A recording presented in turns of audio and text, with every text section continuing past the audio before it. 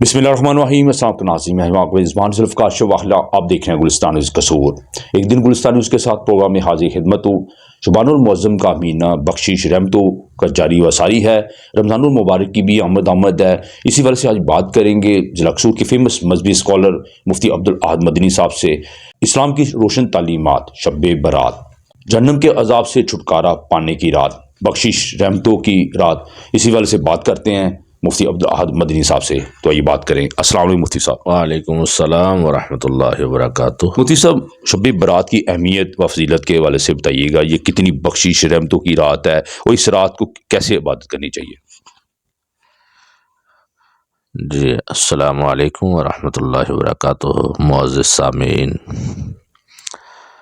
آج پھر اللہ پاک نے ان نیک کاموں کے لیے ہمیں چنا ہے۔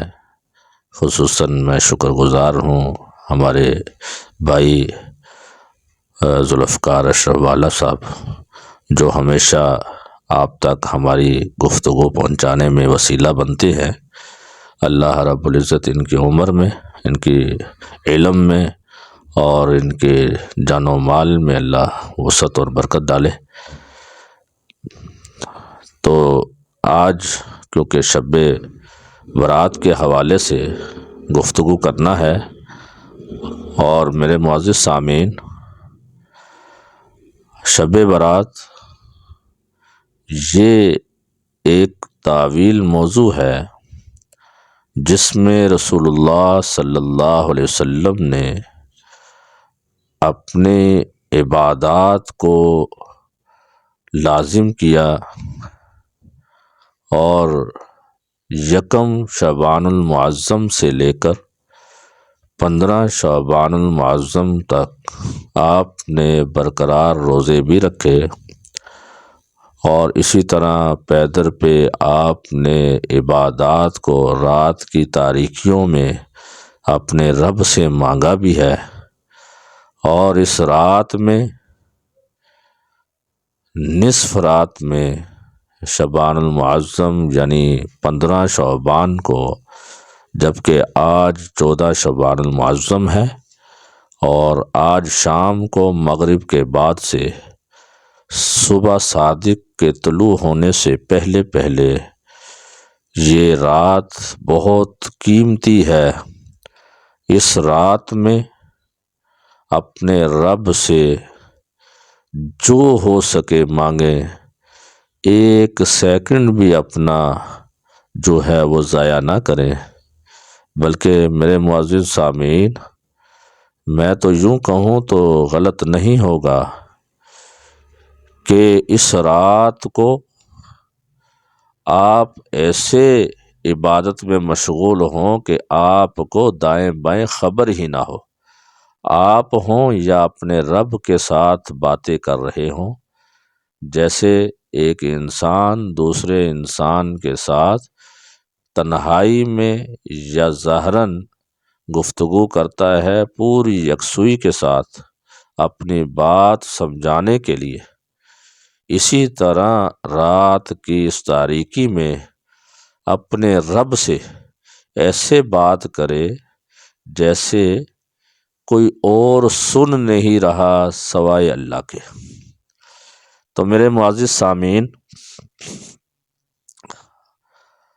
سورۃ الدخان میں اس رات کے بارے میں لیلۃ مبارکہ کا لفظ استعمال کیا ابتدائی آیات میں۔ تو اسی طرح رسول اللہ صلی اللہ علیہ وسلم کی حدیث مبارکہ حضرت عائشہ صدیقہ رضی اللہ تعالی عنہا امہات المومنین، تمام مومنین کی ماں ہیں، تو انہوں نے فرمایا ہے کہ اس رات کو اللہ رب العزت اپنے بندوں کی مغفرت کرتے ہیں اور گناہوں کو معاف کرتے ہیں، سوائے 2 لوگوں کے۔ وہ 2 لوگ جو ہیں وہ کون سے ہیں کہ جو اتنی تاکید سے کہا کہ سوائے 2 لوگوں کے اللہ ان کی مغفرت نہیں کرتے اور ان کو اپنی رحمت سے نہیں دیکھتے۔ وہ دو لوگ میرے عزیز ہمیں اپنی طرف، اپنے گریبان کی طرف، اپنے وجود کی طرف نظر دوڑانی چاہیے کہ کہیں ہم ان میں سے تو نہیں۔ میرے عزیز وہ سب سے پہلے جو ہیں وہ لوگ ہیں کہ جو اللہ کے ساتھ شریک ٹھہراتے ہیں، یعنی اللہ وحدہ لا شریک کے ساتھ جس کا کوئی شریک نہیں، وہ اکیلا تنہا ہے، تو ان کے ساتھ، میرے رب کے ساتھ کسی کو شریک ٹھہرانا یہ بھی گناہ کبیرہ ہے۔ اللہ پاک فرماتے ہیں میں ایسے شخص کی مغفرت نہیں کرتا، لا تشرک باللہ ان الشرک لظلم عظیم۔ فرمایا کہ تم شرک نہ کرنا کیونکہ یہ بہت بڑا ظلم عظیم ہے۔ اسی طرح فرمایا کہ دوسرا وہ شخص کہ جو کینہ رکھے ہوئے ہے دل میں، یعنی کسی کے خلاف دل میں بغض رکھے ہوئے ہے، ایسے شخص کی بھی اللہ رب العزت مغفرت نہیں فرماتے۔ یہ ارشاد گرامی، یہ جو میں نے آپ کو یہ دو لوگوں کی مغفرت نہ ہونے کا بتلا رہا ہوں، یہ میری اور آپ کی بات نہیں ہے میرے عزیز، یہ میرے پاک پیغمبر حضرت محمد صلی اللہ علیہ وسلم کی بات ہے۔ اسی طرح میرے عزیز اس رات کو اللہ رب العزت کن لوگوں کی دعاؤں کو قبول کرتے ہیں؟ وہ یہ ہیں کہ اللہ رب العزت طلب کرنے والوں کی دعا کو قبول کرتے ہیں، یعنی اپنی دعا کو قبول کروانے کی طلب بھی ہو، یہ نہ ہو کہ ساری رات گزر جائے اور طلب بھی ہی نہ ہو۔ اسی طرح اس شخص کی مغفرت کو اللہ قبول فرماتے ہیں کہ جو رات کو اٹھ کر اپنے رب سے گڑ گڑا کر رو کر مانگے، اور تمام مومنین کی اللہ رب العزت مغفرت فرما دیتے ہیں۔ اور اسی طرح میرے معزز سامعین، اللہ رب العزت صرف مومنین کی مغفرت نہیں فرماتے، اس رات کو اللہ رب العزت کافروں کی بھی مغفرت فرماتے ہیں۔ دیکھیں اللہ نے یہ رحمت والی رات اسی لیے رکھی کہ ہر شخص کی میں مغفرت کر دوں، کوئی مجھ سے مانگے یا نہ مانگے، لیکن کافر کی سوال ہوتا ہے کافر کی کیسے مغفرت کر دی جاتی ہے جبکہ وہ تو مانگتا بھی نہیں ہے، وہ تو اللہ کا انکاری ہے، وہ تو رسول اللہ صلی اللہ علیہ وسلم کا انکاری ہے، اس کی کیسے مغفرت فرما دیتے ہیں؟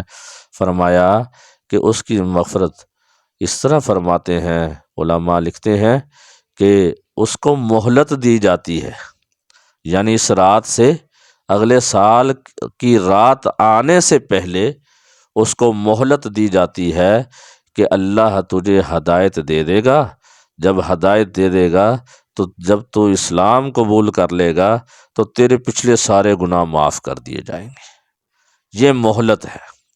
اسی طرح فرمایا کہ جن لوگوں کی مغفرت ہوتی ہی نہیں وہ کس طرح کے لوگ ہیں، یعنی ان اللہ لا یغفر ان یشرک بہ ویغفر ما دون ذالک، یعنی ایک تو شرک والا ہے، ما دون ذالک سے کیا مراد ہے کہ وہ کون سے لوگ ہیں کہ جن کی مغفرت نہیں ہوتی، اللہ رب العزت کرتے ہی نہیں ہیں۔ تو میرے عزیز یہ بھی ایک لمحہ فکریہ بات ہے، سمجھنے والی بات ہے، اور اس پر عمل کرنے والی بات ہے کہ اللہ رب العزت ہمیں ان لوگوں کے ساتھ نہ ملائے جن کی مغفرت ہوتی ہی نہیں۔ میرے عزیز وہ ایک تو میں نے بتایا کہ شرک کرنے والے کی مغفرت نہیں ہوتی، دوسرا فرمایا کہ جو دل میں بغض رکھتا ہے اس کی بھی مغفرت اللہ رب العزت نہیں کرتے۔